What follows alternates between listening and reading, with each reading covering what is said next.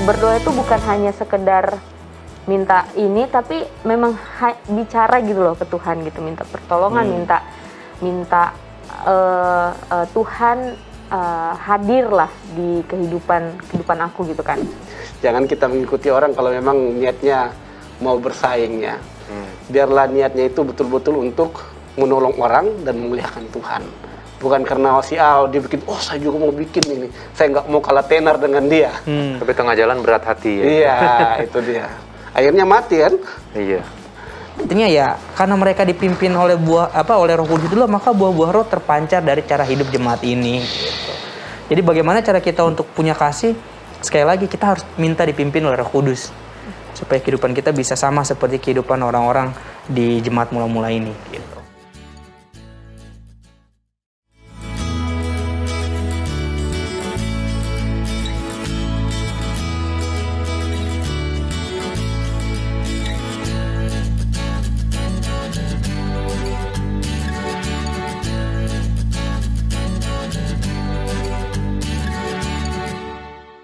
Halo, selamat datang saudara-saudara, teman-teman, om-om dan tante sekalian dalam acara kita pada hari ini, Care Group We Share, We Care. Dan seperti biasa, kita hari ini akan saling sharing, belajar Alkitab, menggali firman Tuhan, dan yang paling penting, supaya firman ini bisa merubah kehidupan kita semua. Supaya firman ini nggak sia-sia. Dan sebelum kita memulai acara ini, saya ingin mengundang kita semua yang di studio dan teman-teman yang di rumah. Mari kita tunduk kepala untuk berdoa. Bapa yang di surga, kami bersyukur kepada Tuhan karena hari ini kami bisa datang kembali untuk mempelajari firman Tuhan. Tolonglah agar apa yang kami pelajari ini bisa membuat kami lebih mengerti kasih Tuhan dan memahami kasih Tuhan, dan bisa mengabarkan ini juga kepada orang-orang di sekitar kami. Terima kasih Tuhan, di dalam nama Yesus kami berdoa. Amin. Amin. Amin. Oke, terima kasih. Terima kasih apa ya, gue juga bingung. Oke, kita akan melanjutkan pelajaran Alkitab kita. Sebelum kita mempelajari firman Tuhan pada hari ini, perkenalkan dulu, saya dengan Ziko dari Manggarai. Di sebelah kiri saya Antonius dari Kebonjeruk. Saya Debbie Ellen dari Pancoran. Saya Stephen dari Bogor. Oke, saya di sini ditemani dengan 4 teman-teman saya di sini, dan tentu dengan teman-teman sekalian di rumah. Dan ya, sebelum kita mulai, kita sharing-sharing dulu lah. Mungkin dari yang paling jarang gue temuin, Stephen. Oh ya, Stephen lah, request dari Debbie, Stephen dulu katanya. Gimana Pan? Kita jarang banget ketemu ya. Apa ada yang bisa di-sharing? Gimana? Apa yang terbaik yang sudah terjadi atau apa yang terburuk? Ada yang bisa kita doakan? Gue mau kesaksian kabar yang menyenangkan aja sih. Jadi ceritanya gue punya lawatan ini udah cukup lama gue lawat lah ya kan. Sampai akhirnya ya dengan doa, dengan ikhtiar kan, akhirnya dia mau datang kepada Tuhan. Jadi pas kemarin gue liburan di Bali itu harusnya agak lama liburan di sana, tapi karena dia mau dibaptis, jadilah gue pulang untuk acara baptisan ini. Pulang semuanya. Puji Tuhannya adalah gue melihat bukan sesuatu yang gak mungkin ya. Mungkin butuh waktu yang lebih lama tadinya untuk memenangkan orang ini gitu kan. Tapi ternyata sekali lagi Tuhan melakukan segala sesuatu tuh di luar pikiran kita, di luar ekspektasi gue. Secara manusia gue pikir, aduh, gue ngelawatnya udah lama, tapi gue pikir masih butuh lebih lama lagi untuk bisa bawa dia kepada Tuhan. Tapi ternyata enggak, Roh Kudus bekerja dengan sangat luar biasa. Puji Tuhan lah, jiwa ini boleh dimenangkan di dalam Tuhan. Jadi tolong doakan juga namanya Fanny, supaya dia tetap setia di dalam Tuhan dalam hidup barunya. Berapa lama perlawatannya, Pan? Apa menjangkau dia bersahabat? Kalau bersahabat sama dia sih dari lahir ya, karena dia kakak gue sendiri. Gue juga nanya basa-basi aja. Tapi ya melawatnya udah berapa lama? Melawatnya sih mungkin dari kenapa lu ketawa deh? Lucu banget ya. Enggak sih. Dari 2015 lah mungkin. kalau gue bilang dia adalah domba yang hilang sih sebenarnya. Akhirnya dia kembali lagi ke dalam kandang. Pergumulannya tuh ya lumayan bergumul lah untuk bawa dia baik lagi kepada Tuhan gitu kan. Dengan cara hidupnya dan sebagainya yang gue lihat hampir nggak mungkin, tapi Tuhan punya cara untuk panggil dia lagi. Ya melalui gue, melalui keluarga juga untuk rangkul lagi dia datang kepada Tuhan. Cukup lama lah, berarti berapa tahun tuh? 7 tahunan lah mungkin. Oke, puji Tuhan ya. Kak Fani yang sudah dibaptis ya supaya bisa bertumbuh. Berikutnya dari sebelah kanan saya. Wah, ini seru nih. Sana dulu dong, kan udah dari sini. MC-nya gue tuh lu nih. Aduh bingung aku masalah gini Bang. Ya apa yang mau di-sharing, apa yang terbaik gitu aja lah. Apa yang terbaik yang sudah terjadi. Mungkin 2 minggu terakhir, kita kan terakhir ketemu 2 minggu lalu. Atau apa yang terburuk yang terjadi 2 minggu terakhir. Ada yang mau didoakan kah? Yang terbaik ya. Oh ini di rumah sih, jauh dari sini kan, di Sumatera. Jadi kita juga berdoa sama keluarga. Berhubung di rumah itu kita nggak ada gereja. Oh, daerah situ nggak ada gereja? Nggak ada gereja gitu kan. Nah jadi kita itu sekeluarga bergumul gimana ya kalau mau ke gereja itu mereka tuh harus menempuh waktu tuh 1,5 jam kayak gitulah. Ke mana deh? Tepatnya gerejanya di Torganda. Nah akhirnya gimana ya caranya supaya ternyata di rumah kita itu juga ada juga beberapa umat kita yang rindu untuk gereja, cuman karena nggak ada gereja di rumah gitu kan. Nah terus kita orang tua cerita-cerita gitu kan ke kita, ya udah bantu doain. Nah ternyata aku melihat ini jemaat umat Tuhan ini, orang tua salah satunya itu kayak semangat banget untuk di tempat ini tuh harus ada gereja gitu kan. Tapi kan kita harus cari lahannya di mana apa segala macam gitu kan. Nah ternyata nggak butuh waktu lama, akhirnya tanahnya udah ada gitu. Jadi aku dengar juga dari kesaksian dari rumah gitu, masing-masing jemaatnya tuh punya nazar masing-masing gitu loh, untuk bagaimana supaya gereja ini bisa terbangun dan banyak, ya tentunya kan harapan kita banyak orang yang mengenal lagi kan kebenaran kan. Dan ya itu puji Tuhannya lahannya udah ada dan sekarang lagi proses pembangunan gitu. Dan gitu kan. Karena melihat ternyata gak butuh waktu lama gitu untuk Tuhan menyediakan tempat ini. Jadi mungkin bisa didoakan juga supaya orang di rumah bisa beribadah dan pasti lebih semangat ininya kan. Jadi lebih semangat juga kan gitu melayani di sekitaran. Daerahnya apa namanya? Cikampek. Oh Cikampak. Oke Cikampek, sorry. Cikampek.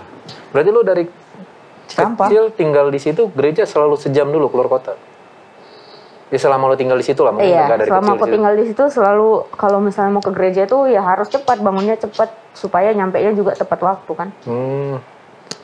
Tapi di situ nggak susah dengan masyarakat sekitar kan? Maksudnya kalau mau bangun gereja aman-aman aja? Aman. Oke. Untungnya aman. Puji Tuhan lah. Kadang-kadang kan gedung ada, duit ada, tapi nggak bisa dibangun ya kan? Benar-benar. Untungnya semuanya lancar sih Bang. Iya. Oke. Puji Tuhan pembangunan gereja di Cikampek ya. Mantap. Kalau dari Saudara Antonius? Ya jadi waktu dengar ceritanya Debbie jadi ingat kampung halaman juga tuh. Jadi kampung kami ada 2 keluarga yang sudah seiman dan sudah bangun gereja, udah bikin fondasi, udah bikin tiang, tapi belum diatapin, belum dipasang dindingnya. Jadi itu dibangun oleh 2 misionaris yang dikirim tahun 2017. Mereka di sana pelayanan, dan selanjutnya setelah mereka ada 2 pasang lagi misionaris yang dikirim, tapi ini yang pertama dari Medan, yang kedua dari Manado. Nah sekarang ada 2 lagi misionaris di sana, ini angkatan yang ketiga di field yang sama ya. Di field yang sama. Jadi mereka sebenarnya tujuan utama selain untuk bangun gereja, juga untuk ya biasa untuk mengabarkan Injil. Gereja itu sampai hari ini masih gitu doang dari sejak yang pertama. Sudah ada tiang, sudah ada fondasi, hanya belum pasang atap, belum pasang dindingnya. Nah, jadi mungkin itu juga yang mau didoakan. Nama kampungnya Katoroan. Awan Rantai Karua, nama tempatnya. Di Kalimantan ya? Toraja. Toraja. Ya, Dekat tempat lo kan? Enggak ya? Lo di mana dulu? Bogor. Mission Field lo, Van. Oh jauh di Poso. Poso. Poso Sulawesi Tengah. Ini Sulawesi Ini Selatan. Sulawesi Selatan itu. Mhm. Oke. Nah, kita doakan ya pembangunan gereja. Waktu itu Satu lagi bro. Oh iya. Sekarang ini kan kita lagi KKR di jemaat kami, Mhm. jemaat Kairos. Ini sudah hari kedua, masih ada sekitar 5 hari. Iyalah, 5 hari ke depan, hari Sabat kan udah ibadah. Doakan KKR-nya udah berjalan lancar. Dan selanjutnya dan pembicara boleh sehat-sehat, semua panitia boleh sehat-sehat juga dan KKR jemaat atau wilayah, Pastor? jemaat. Jemaat. Ya, jemaat Kairos. Oke, kedoakannya gereja di kampungnya Pastor dan KKR Jemaat Kairos. Ya. Kalau dari gua ya jadi teringat juga pembangunan gereja tempat gua sendiri. Nggak ada gedung, nggak ada tempat, nggak ada duit, nggak ada apa-apa. Cuman adanya niat doang. Wah hebat sekali. Hebat ya. kalian. Nggak apa-apa, yang penting ada niat sih. Iman tuh, iman.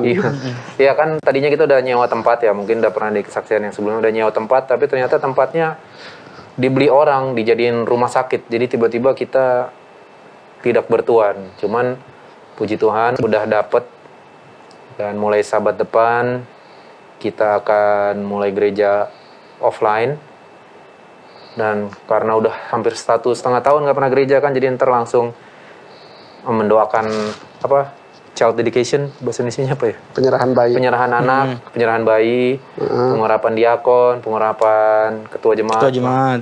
Karena udah nggak pernah gereja kan setahun, jadi didoain langsung semuanya di situ. Cuman ya Langsung dirapel ya. langsung dirapel. Dan kita juga undang beberapa orang-orang dari KPA-KPA kita, mereka juga semangat datang. Selama ini mereka ikut kita selalu ibadah online dan mereka semangat akhirnya bisa ketemu offline. Kita udah ketemu sih sering, tapi kan ketemunya di rumah gua atau kita bikin acara di Taman Mini, di gunung. Cuman akhirnya ketemu ibadah beneran mungkin baru ini kali. Jadi tolong doakanlah kebaktian offline dan mungkin di Jakarta belum banyak yang offline ya. Jakarta. Kalau di luar Jakarta kayak Bintaro gitu udah offline. Nanti share location lah. Ya. Ah iya benar. Nanti gue suruh adik gue ke situ. Dia lagi mau cari gereja offline katanya. Iya. Gereja gue juga offline. Banyak kok. Jauh banget sih Jakarta. bingung. Iya. Oh gitu, gue baru tahu. Setahu gue kayak gitu, kayak Bogor, Bintaro kan luar Di Jakarta. gereja aku juga dong kan. Di gereja Gereja mana? lu Dep? mana? Moto. Oh, oke, Tumoto oke. mana? Imperium. Oh, udah offline. Oh kemarin habis jalan-jalan Sejak ya kapan? Hah? Sejak kapan? Udah beberapa bulan lalu sih, tapi kemarin itu udah lebih banyak juga. Oh, oke. Jarang-jarangin. Di apa? Iyalah. Jaga jarak. Oke. Boleh makan nggak? Atau nasi kotak? Atau potluck? Potluck. Oh, oke. Karena itu milik udah mereka beli. Enggak, soalnya ada beberapa untuk menjaga keamanan dari COVID-nya maksudnya. iya, Jadi kotakin, nasi kan? kotak ya. Nasi kotak tapi makan di situ, sama aja. Apa bedanya dengan potluck? Bedanya repotnya itu nyuci-nyuci. Iya, benar. Itu kan nggak perlu nyuci kalau nasi kotak. Oke, jadi inilah permohonan doa kita ya. Dan ya, puji Tuhan, Kak Fani yang sudah dibaptis supaya bisa bertumbuh, Debbie, puji Tuhan pembangunan gereja ya. Targetnya berapa lama nih, Deb? Belum tahu lah target. Tapi udah mulai dibangun ya? Tapi udah mulai Oh, iya. dibangun. Cepat lah itu. Cepatlah itu mereka. Iya. Yang penting happening-nya udah siap. Iya. Ya kalau biasanya kan kalau udah berdiri bisa berbakti, chat apa semua kan belakangan kan biasanya kan. Kalau gereja Yang penting udah diatapin dulu. sama gereja di tempat pastor Toraja, sama KKR Jemaat Kairos, sama ya kebaktian offline lah buat gereja gua, buat mungkin gereja para pemirsa yang di rumah kalau masih ada yang offline. Ya kita kalau masih ada yang online kita doakan semoga bisa kebaktian online. Oh ya, ini juga salah satu kesaksian yaitulah ada beberapa orang yang suka ngobrol-ngobrol kalau pas lagi ada masalah kebaktian online itu kayaknya katanya kurang. Cuman ya di sinilah di masa pandemi inilah kita mengetahui tingkat apa ya istilahnya kedewasaan iman gitu ya. Ya mungkin mereka nggak salah pengennya kebaktiannya pengennya offline, cuman ya itulah kalau dia merasa kalau nggak kebaktian tatap muka kayak Roh Kudus itu nggak ada gitu. Berpengaruh memang. Iya. Ya mungkin ya beramai-ramai berkumpul berdoa bersama kayak di Kisah Para Rasul lebih semangat di situ kan. Atmosfernya itu berasa kan. Iya. Dan akhir-akhir ini juga gue lihat banyak orang posting di IG akhirnya kebaktian offline. Akhirnya kebaktian offline. Berapa orang udah posting gitu ya, puji Tuhan lah. Semoga ya teman-teman yang di rumah, mungkin kalau yang di luar Jawa udah pada kebaktian offline semua kali ya. Cuman ya bagi yang di Jawa masih ada yang offline, semoga teman-teman bisa ya berkumpul bersama teman-teman dan handai taulan semuanya. Baik teman-teman, inilah sesi sharing kita. Kita break dulu sebentar, kita akan lanjut dengan pelajaran Alkitab kita setelah yang satu ini. Artinya ya karena mereka dipimpin oleh oleh Roh Kudus dulu, maka buah-buah roh terpancar dari cara hidup jemaat ini. Gitu. Jadi bagaimana cara kita untuk punya kasih? Sekali lagi kita harus minta dipimpin oleh Roh Kudus supaya kehidupan kita bisa sama seperti kehidupan orang-orang di jemaat mula-mula ini. Gitu. Yesus dia nggak sekedar ngomong ya, I love you, saya mengasihi engkau, tapi dia berikan nyawanya, mati di kayu salib. Nah inilah roh pengorbanan yang saya pribadi pun tidak mudah untuk melakukan itu.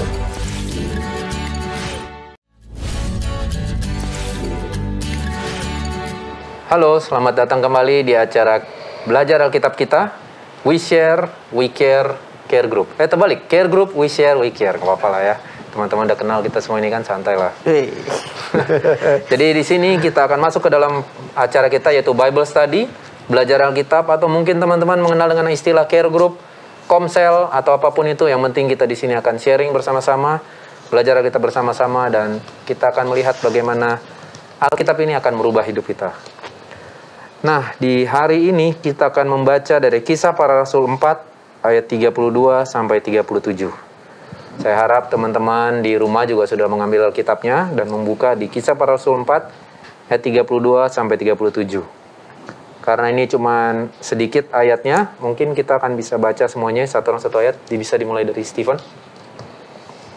Kisah Para Rasul 4 ayatnya yang ke-32, cara hidup jemaat. Adapun kumpulan orang yang telah percaya itu, mereka sehati dan sejiwa, dan tidak seorang pun yang berkata bahwa sesuatu dari kepunyaannya adalah miliknya sendiri, tetapi segala sesuatu adalah kepunyaan mereka bersama. Dan dengan kuasa yang besar, rasul-rasul memberi kesaksian tentang kebangkitan Tuhan Yesus, dan mereka semua hidup dalam kasih karunia yang melimpah-limpah. Sebab tidak ada seorang pun yang berkekurangan di antara mereka, karena semua orang yang mempunyai tanah atau rumah menjual kepunyaannya itu, dan hasil penjualan itu mereka bawa. Dan mereka letakkan di depan kaki rasul-rasul, lalu dibagi-bagikan kepada setiap orang sesuai dengan keperluannya. Demikian pula dengan Yusuf yang oleh rasul-rasul disebut Barnabas, artinya anak penghiburan, seorang Lewi dari Siprus. Ia menjual ladang miliknya lalu membawa uangnya itu dan meletakkannya di depan kaki rasul-rasul. Amin. Oke, jadi dari judulnya adalah cara hidup jemaat. Jadi hari ini kita akan memulai, oh ini dia pulpennya. Kita akan memulai hal baru ya. Nah, makanya kita coba di sini semua diskusi bersama-sama. Dari perikop yang kita baca ini, dari 32 sampai 37. Mungkin gue mau tanya ke Stephen dulu. Memang di sini cara hidup jemaat ya. Cuman dari cara hidup jemaat, kira-kira apakah ada yang bisa kita lihat di sini mengenai karakter Tuhan Yesus? Gimana? Mungkin ada satu atau dua. Kalau kita bahas tentang cara hidup jemaat kan, cara itu kan adalah sesuatu yang harus dilakukan untuk mencapai satu tujuan gitu kan. Kayak contohnya cara memasak woku ya kan, gitu kan. Harus ada step-step yang dilakukan supaya woku ini jadi. Gitu. Nah ini cara hidup jemaat pun yang gue lihat ini penuh dengan karakter Kristus di sana. Yang pertama adalah jelas untuk bisa menjalankan cara hidup jemaat ini adalah yang pertama butuh dasarnya itu kasih, ya kan? Kalau kita lihat ini kental banget dengan kasih nih, ya kan? Seperti itu. Kalau kita lihat mereka menjual tanah milik mereka lalu diserahkan kepada siapa? Kepada rasul-rasul untuk dibagi-bagikan, ya kan? Jadi menurut gue disinilah karakter Kristus itu bagi jemaat, ya kan? Bagi kehidupan gue secara pribadi dan kepada umat-umat Tuhan bahwa kasih inilah yang harus ada di dalam diri masing-masing kita, gitu kan. Gue yakin kalau kita nggak punya kasih, kalau saya nggak punya kasih itu, ini kata-kata ini nggak akan bisa terrealisasi ya. Adapun kumpulan orang banyak yang telah percaya itu mereka sehati dan sejiwa, dan tidak seorang pun berkata bahwa sesuatu dari kepunyaannya adalah miliknya sendiri, tetapi segala sesuatu adalah kepunyaan mereka bersama. Kalau nggak didasari kasih, sulit untuk mengatakan hal ini. Punya saya adalah punya kamu, ya kan? Punya saya adalah punya kita bersama. Jadi karakter Yesus yang gue dapat, cara Yesus mengajarkan kepada jemaatnya untuk satu kehidupan yang sesuai dengan kehendak Tuhan adalah memiliki kasih dulu. Karena dengan kasih, ya sama seperti Yesus kan, segala sesuatunya dilakukan dengan dasar kasih. Memang banyak yang kalau baca ayat ini, memang banyak yang nanya, kok bisa mereka menjual ini, kok bisa mereka gitu. Yang didiskusinya langsung itu, padahal mereka lupa intinya semua ini mereka bisa bikin ya. Mereka saling mengasihi, jadi kalau udah kasih ya. Namanya juga mengasihi ya, iya. Kasih. Ya udah nggak, ya kayak lu lah, lu udah cinta sama gue ajak naik motor ke gunung, kita nginep 2 malam ya kan? ya. Kalau bukan kasih apa namanya ya kan? Jadi memang ya, cara hidup itulah, artinya ada bumbu yang harus disiapkan untuk woku ini jadi ya kan. Bumbu paling dasarnya adalah kalau woku kan itu pasti bumbunya gitu kan, atau kemanginya atau serainya atau rempah-rempahnya. Nah, dalam cara berhidup berjemaat ini pun bumbu yang paling utama adalah kasih, karena dengan kasih lah ini semua bisa terwujud gitu. Bisa semua ini terjadi ya. Kalau dari Debbie gimana, Deb? Kira-kira apa karakter Yesus yang lo dapet di sini, Deb? Nanti akan kayaknya tadi yang Steven bilang itu kayak udah sampai kesimpulan ya Bang menurutku ya. Kalau gitu kita oke, terima kasih pelajaran hari ini sudah cukup ya. Sudah cukup, terima kasih telah bergabung. Iya, kalau aku melihat cara hidup jemaat itu katanya mereka percaya sehati sejiwa gitu. Tapi sebelum mereka sampai ke tahap percaya sehati sejiwa itu, aku jadi penasaran juga sih kayak gimana tahapnya sampai mereka bisa percaya sehati sejiwa dan mengatakan bahwa ini milik saya dan milik kita semua gitu kan. Ini punya saya berarti itu punyamu. Maksudnya kalau yang aku pikirkan ya Bang, nggak gampang kalau aku bilang, contoh nih handphone, aku mengasihi Bang Ziko nih. Jadi kalau ini handphoneku, ya ini handphone Bang Ziko juga gitu kan. Maksudnya sampai tahap gimana orang itu bisa mengatakan bahwa ini milik kita berdua kayak gitu. Tahu nggak maksudnya? Kayaknya menurut Bang Ziko gimana? Balik lagi ini. Ya itu mungkin mereka saking sayangnya. Ini kan kita karena gue sayang sama lo sayang sama gue. Karena kita memang udah teman lama kan. Tapi sebatas temen, ya kan. Tapi kalau misalnya suami istri, ya ini punya istri gue juga. Karena kasihnya beda. Udah kasih yang lebih mendalam. Ya lo bisa bilang sama gue, lo bilang, nih Bang pakai aja sesuka lo. Tapi gue baca-baca WhatsApp mungkin lo nggak ngasih kan. Mungkin boleh main game. Tapi kalau sama suami lo sendiri, mungkin akan lebih free. Nih pakai aja. Itu mobil gue pakai aja.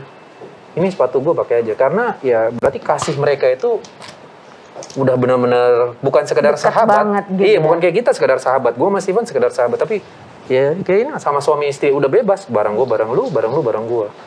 Dan ini konteksnya jemaat, berarti lumayan besar kan? Berarti mereka deket sama jemaat itu, mereka benar-benar udah deket banget. Nah, tadi lo bilang, kenapa mereka bisa sedekat itu? Iya, apa penyebabnya tuh? Kenapa penyebabnya sampai? Iya, kalau kita lihat di perikop sebelumnya, di ayat 23, judulnya apa? Doa jemaat. Doa jemaat. Nah, mereka di sini berdoa. Ini memang mereka berdoa waktu Petrus dan Yohanes di hadapan mahkamah agama. Tapi kalau kita lihat di sebelum-sebelumnya, mereka ini semua jemaat yang rajin berkumpul dan berdoa. Berdoanya bukan cuma sekedar Tuhan saya butuh jodoh, saya butuh pekerjaan. Ya kayak grup gini lah ya. Iya. Udah benar-benar berdoa kesatuan kita pengen mengabarkan Injil, kita pengen menjangkau orang. Bukan doa pribadi ya. Ayo kita berdoa. Kan kayak gini lah, kita berdoa, tapi yang kita doakan doa kita masing-masing kan. Lo butuh jodoh, dia butuh pekerjaan, gue butuh sepatu atau motor. Tapi ini benar-benar kita berdoa, ayo gimana supaya kita bertiga bisa menjangkau banyak orang. Beda doanya, walaupun sama-sama berdoa. Iya sih, dan yang gue lihat tuh kenapa mereka bisa sampai di titik ini, selain kasih, kalau kita lihat bahas dari perikop awal bahwa mereka dipimpin oleh Roh Kudus, Iya. ya kan? Bahwa hidup mereka ini dipimpin oleh Roh Kudus, sehingga mereka boleh kecurangan Roh Kudus. Mereka melakukan satu penyerahan yang sangat luar biasa, seperti yang udah kita bahas bahwa ya persatuan, syarat untuk persatuan adalah kecurahan Roh Kudus kan, dan syarat untuk kecurahan Roh Kudus adalah persatuan di jemaat, ya kan? Nah, mereka ini kan hidupnya dipimpin oleh Roh Kudus. Kalau kita tahu buah-buah roh itu kan yang pertama aja kasih, ya kan? Artinya ya karena mereka dipimpin oleh oleh Roh Kudus itulah, maka buah-buah roh terpancar dari cara hidup jemaat ini. Gitu. Jadi bagaimana cara kita untuk punya kasih? Sekali lagi kita harus minta dipimpin oleh Roh Kudus supaya kehidupan kita bisa sama seperti kehidupan orang-orang di jemaat mula-mula ini. Gitu. Makanya gue suka tekankan doa, karena orang bilang kita rajin kok berdoa, tapi masalahnya saat lo berdoa bersama-sama, yang lo doakan permohonan doa masing-masing, duduknya aja sama-sama. Makanya kalau memang efektif atau bukan efektif ya, kalau memang kita untuk tujuan yang mulia, nanti ayat 31 ini bisa terjadi. Lihat nih, dan ketika mereka sedang berdoa, goyanglah tempat mereka berkumpul itu dan mereka semua penuh dengan Roh Kudus. Lalu mereka memberitakan firman Allah dengan berani. Habis itu baru mereka apa? Sehati dan sejiwa, dan bilang gak ada yang milik gua, tapi semua milik kita semua. Gitu. Thank you, Debbie. Kalau dari Pastor Antonius gimana, Pastor? Kira-kira apa karakter Yesus yang bisa Pastor dapatkan dari ini semua? Ya, jadi karakter Yesus di sini khususnya itu adalah roh pengorbanan. Ya. Tadi yang dibicarakan itu, meskipun kita bilang kasih, tapi kalau tanpa pengorbanan, no action, talk only ya, itu semua sia-sia, useless. Jadi memang Yesus dia nggak sekedar ngomong ya, I love you, saya mengasihi engkau, tapi dia berikan nyawanya, mati di kayu salib. Bahkan ketika dia mati di kayu salib itu pun orang yang jahat sama dia, Yesus kan pernah bilang juga kan, janganlah melempar mutiara kepada babi, ya kan? Kalau kamu lempar mutiara ke babi, nanti babinya nggak tahu ini barang berharga, dia abaikan mutiara itu dan balik menyerang engkau, ya kan? Tapi Yesus dia buat itu, ya enggak? Dia lemparkan mutiara ke babi-babi, ya enggak? Orang yang menolak dia. Nah, inilah roh pengorbanan yang saya pribadi pun tidak mudah untuk melakukan itu. Bahkan kita semua, kita akan mikir bukan hanya 1-2 kali, berkali-kali mau berkorban untuk orang lain. Nah, ini nih, berbeda ya cara hidup jemaat ini. Perhatikan, ini yang paling menarik saya pikir ya, dibilang di ayat 34. Sebab tidak ada seorang pun yang berkekurangan di antara mereka. Karena semua orang, kata semua orang ini signifikan, bermakna sekali.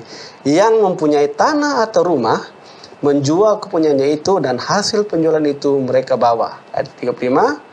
Dan mereka letakkan di depan kaki rasul-rasul, lalu dibagi-bagikan kepada setiap orang sesuai dengan keperluannya.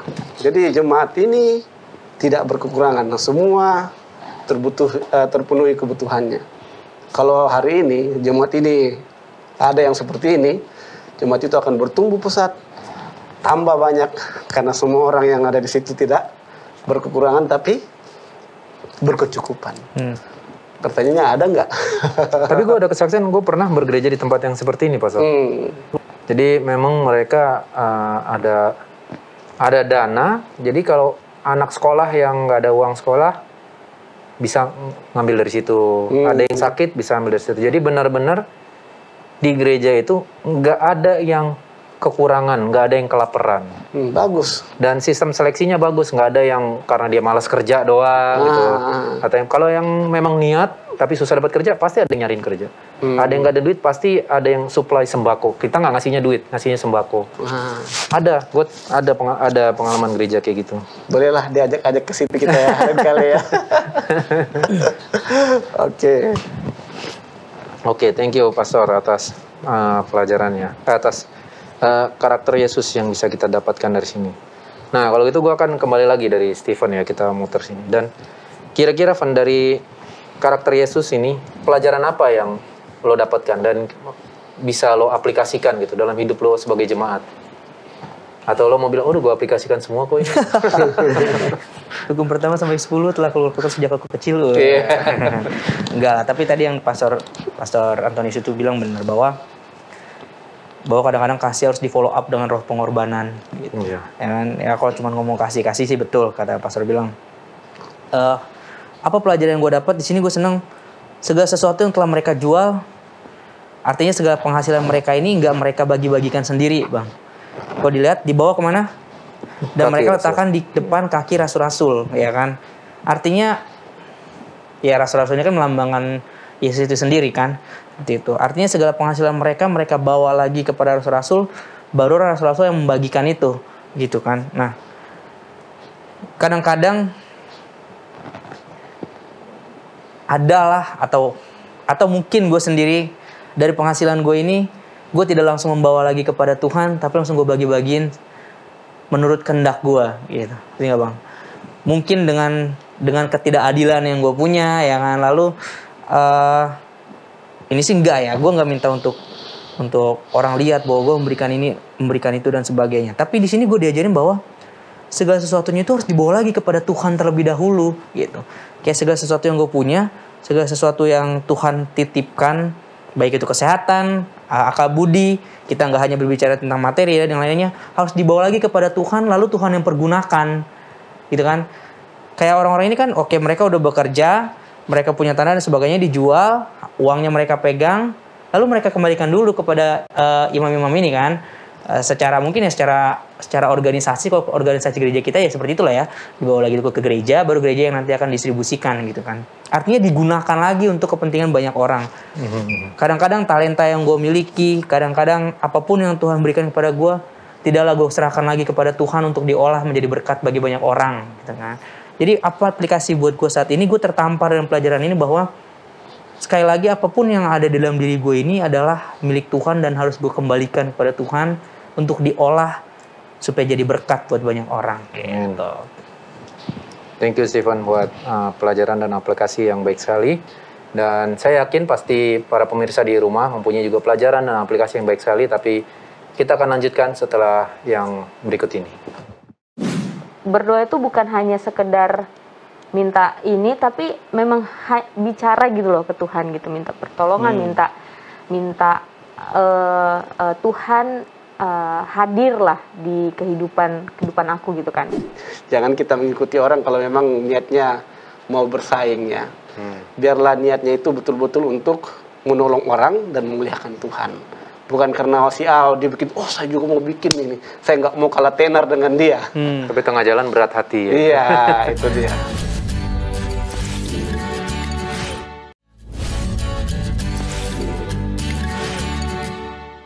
Halo, selamat datang kembali di acara Care Group, We Share, We Care, ke dalam pelajaran Alkitab kita pada hari ini. Dan kita sedang membahas Kisah Para Rasul 4, ayat 32 sampai 37.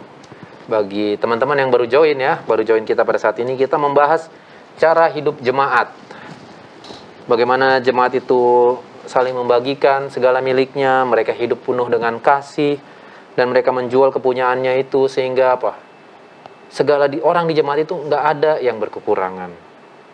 Jadi kita akan lanjut lagi mempelajari Kisah 4 ayat 32 sampai 37. Nah, sekarang kita kembali ke Saudari Debbie. Kira-kira Deb, dari pembacaan kita dan tadi yang kita udah pelajarin, apa pelajaran yang lo dapatkan dan kira-kira aplikasi yang bisa lo praktekin buat kehidupan sehari-hari? Kalau tadi kan Stephen bahas tentang gimana kita mengembalikan apa yang udah Tuhan berikan, baru kita kembalikan lagi ke Tuhan gitu kan.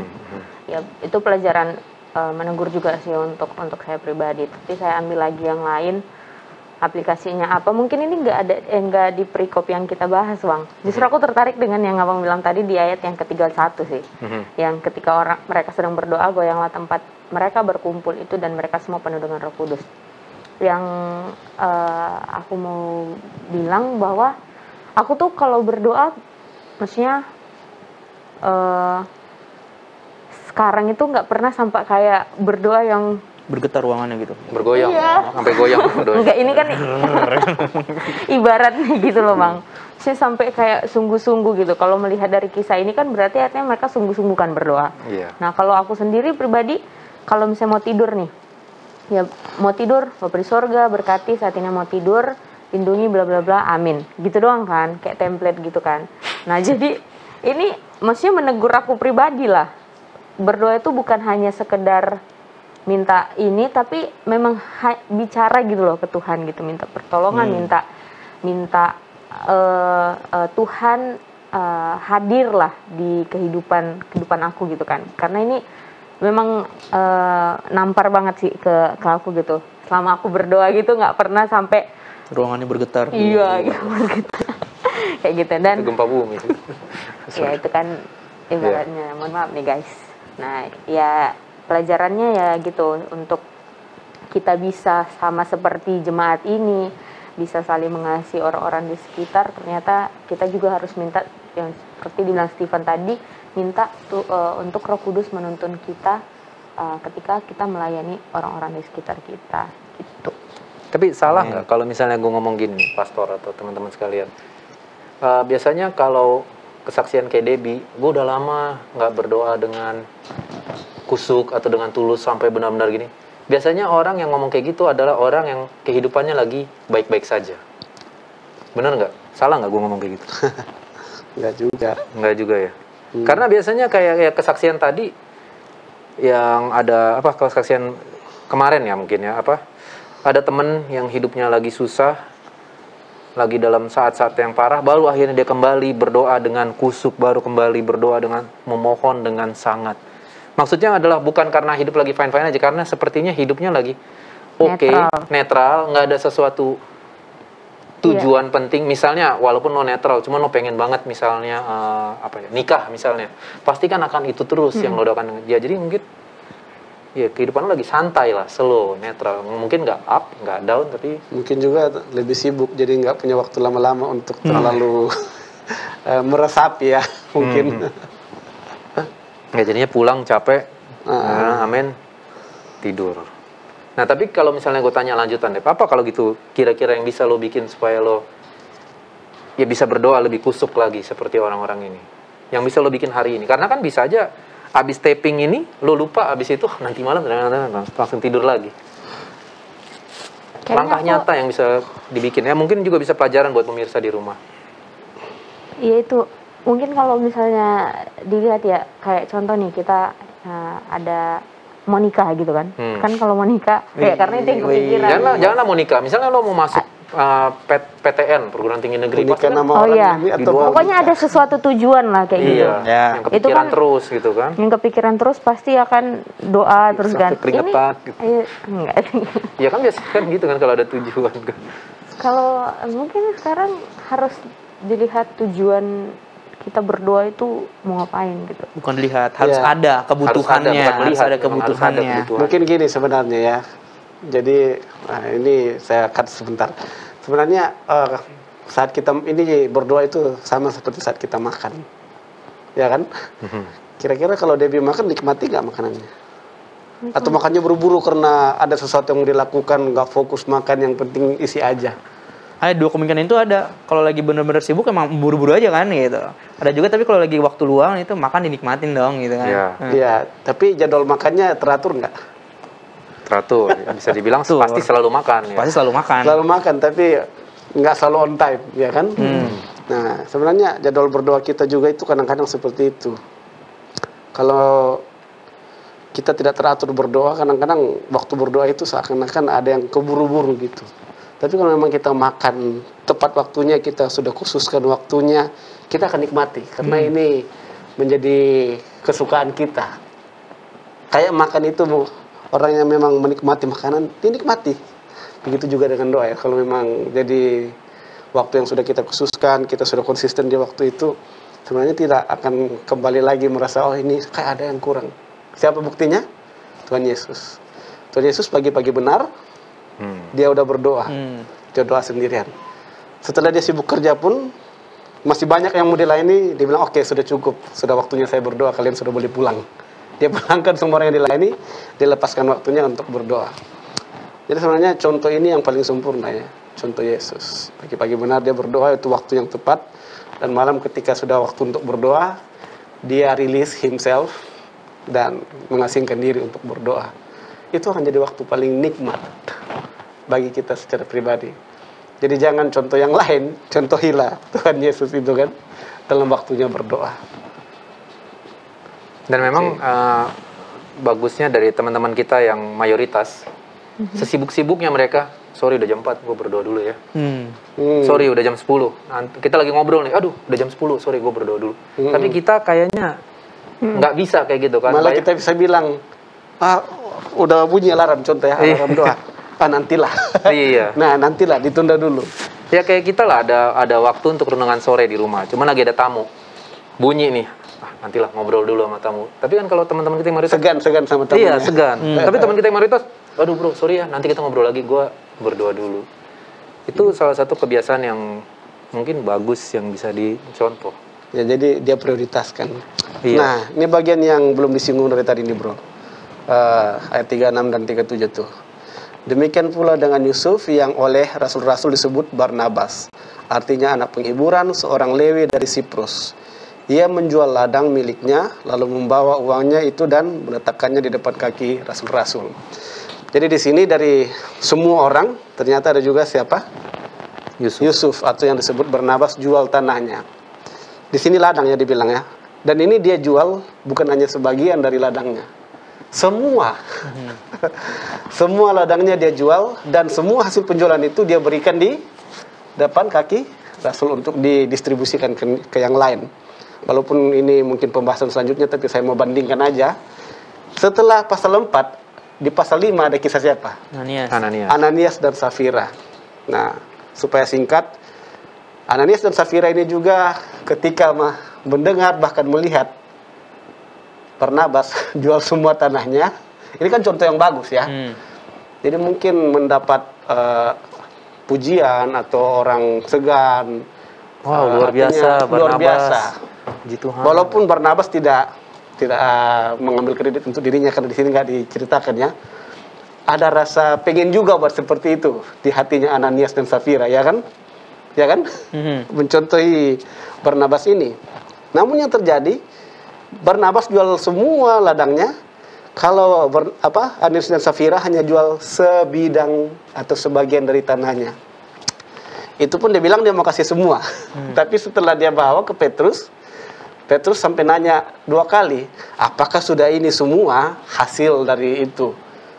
Berdustalah dia. Iya, ini sudah semua. Sampai 2 kali kan ditanya. Akhirnya dia mati di situ. Begitu juga dengan istrinya. Jadi motivasi yang saya mau tarik singkat di sini, jangan kita mengikuti orang kalau memang niatnya mau bersaing ya. Biarlah niatnya itu betul-betul untuk menolong orang dan memuliakan Tuhan. Bukan karena dia bikin, saya juga mau bikin ini. Saya nggak mau kalah tenar dengan dia. Tapi tengah jalan berat hati ya. Iya, itu dia. Akhirnya mati kan? Iya. Nah, itu. Thank you Pastor. Ya, jadi memang kita semua tadi di sini sudah mendapatkan banyak pelajaran dan aplikasi. Kalau dari Stephen tadi, ya kasihlah yang mendasari semua ini ya. Kasih Yesus. Dan Debbie terpanggil untuk lebih mempunyai waktu untuk berdoa. Seperti jemaat yang mula-mula. Kalau dari Pastor tadi, lebih melakukan sesuatu dengan ketulusan ya. Nggak ikut-ikutan gitu Pastor ya. Pengorbanan juga. Memang kasih Kristus. Iya, kasih Kristus. Pengorbanan tanpa kasih. Ya, 1 Korintus 13 ya, bisa mengasihi tapi bisa memberikan semua yang kita punya, tapi tanpa kasih sia-sia semuanya. Dan saya yakin juga para pemirsa di rumah juga sudah mempunyai banyak pelajaran yang didapat dari Kisah Para Rasul 4 ayat 32 sampai 37, dan semoga pelajaran yang sudah Anda dapatkan di rumah itu benar-benar bisa merubah hidup Anda semua, bisa menjadi orang yang penuh kasih, pengorbanan, yang rajin berdoa, sehingga kita semua bisa mempunyai hidup seperti jemaat yang ini. Sehingga teman-teman kita, kanan, kiri, tetangga, depan, belakang, nggak ada yang kekurangan. Karena apa? Ya, firman itulah yang harus mengubahkan kita. Karena saya juga mempunyai pengalaman di mana ya, cuek-cuek aja saat ada orang yang kesusahan. Karena ya, ego. Jadi ya, semoga firman ini bisa mengubahkan kita mulai hari ini. Kita nggak lupa. Buat kita yang di studio juga bukan habis taping langsung lupa, tapi supaya kita benar-benar bisa mengingatnya. Jadi untuk menutup pelajaran kita di hari ini, kita akan berdoa. Saya ingin mengundang Debbie dan Ziko lah ya untuk berdoa. Debbie mungkin boleh tolong doakan Stephen mendoakan, bukan, Debbie tolong doakan Stephen. Ya, permohonan doanya Stephen adalah kakaknya yang sudah dibaptis. Ya, kita puji Tuhan untuk itu. Dan untuk mendoakan gua, kebaktian offline. Jadi lo berdoa untuk ini dan ini, gua akan berdoa buat ini dan ini. Oke. Kalau gua mendoakan kebaktian, tolong doakan kebaktian offline yang akan datang. Dan kebaktian offline pemirsa di rumah. Dan bagi pemirsa juga, saya lupa, kalau ada yang permohonan doa, Anda bisa kirim ke nomor yang ada tertera di layar Anda, dan kita akan mendoakan permohonan Anda semua. Kebaktian offline, doain apanya? Ya, semoga berjalan lancar. Offline ya. Oke. Gitu. Siapa namanya kakak? Fanny. Kita berdoa. Bapa di surga, Bapa yang baik, terima kasih banyak atas penyertaan Tuhan.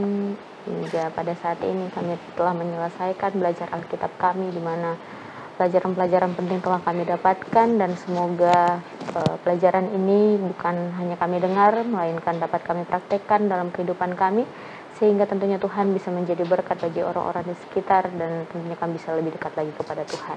Bapak yang baik, saat ini Tuhan, saya rindu mendoakan sahabat kami, Kak Fani, yang baru saja menerima kebenaran Tuhan.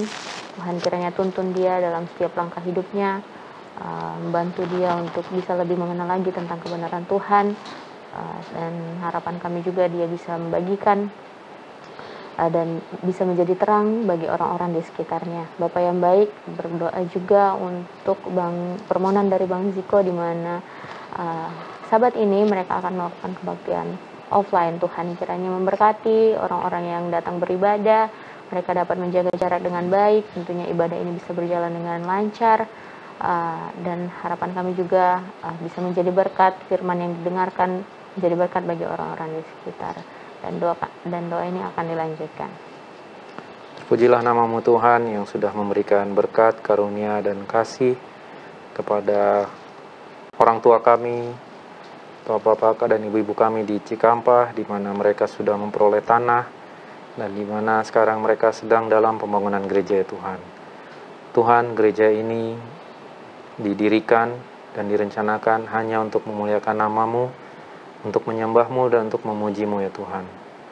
Tolonglah berkati bapak-bapak kami, ibu-ibu kami yang bekerja keras mengumpulkan dana, yang sudah menyumbangkan dana, yang bekerja membangun gereja ini Tuhan, agar kiranya gereja ini bisa berdiri dengan baik, berdiri dengan kokoh, dan gereja ini bisa menjadi pusat di mana orang bisa mempelajari tentang Yesus, bisa mengenal tentang Yesus di daerah Cikampah ya Tuhan. Kami percaya suatu saat di hari depan, saat kami mendengarkan kesaksian lagi dari Debbie, gereja ini sudah berdiri teguh Tuhan dan sudah memenangkan banyak jiwa-jiwa ya Tuhan. Kami juga memuji-Mu ya Tuhan, karena pembangunan gereja juga yang di Katoroan, yang di Toraja, memang gereja ini Tuhan masih berdiri tiangnya dan fondasinya saja ya Tuhan. Tetapi Tuhan, sama seperti gereja yang di Cikampah, kami berdoa agar kiranya tangan Tuhan yang mengirimkan dan yang membangun gereja ini ya Tuhan, agar kiranya gereja ini juga bisa untuk menjadi pusat di mana orang bisa belajar mengenai Tuhan Yesus. Tolonglah Tuhan, segala rencana pembangunan, kiranya Tuhan bisa melihat dan menolong Tuhan, agar kiranya gereja ini bisa terbangun dengan baik ya Tuhan.